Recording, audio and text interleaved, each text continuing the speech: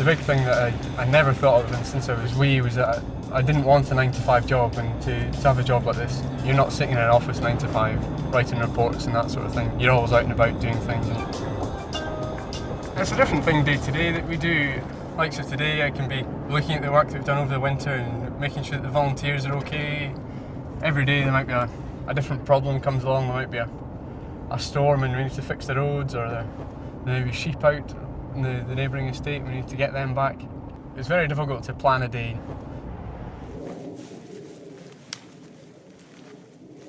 Well, what we're standing amongst is one of the deadwood centres that we did over last winter. It's to try and create more deadwood in the forest. The way that the forest has been managed in the past, there isn't an awful lot of deadwood in the forest. So what we've got here is a tree that's been pulled over by a turf winch, just simulating a naturally wind-blown tree, and you wouldn't be able to tell the difference really.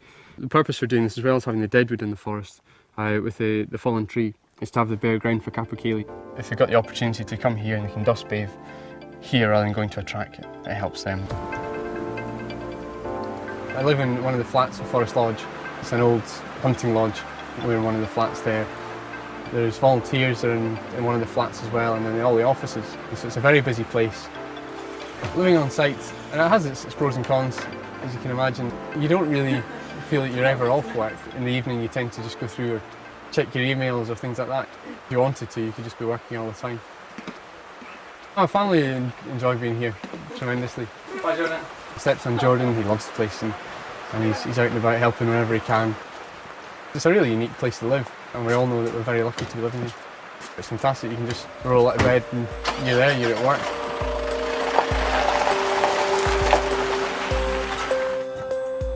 This is an area, until the mid-80s it was just a ditch in part of the forest, and it was dammed up, and a bit of a wet area has been created, as we can see, just for dragonflies really, just to try and add another habitat into the forest and benefit something else.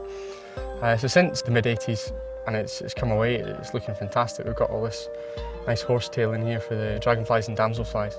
It's a really nice spot this, and although we're quite close to the road, and you just need to take a walk down this walkway, and you could be anywhere really.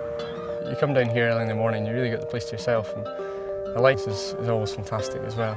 I always imagine sitting out here with a deck chair and a paper on a Sunday morning, you can just get away from everyone.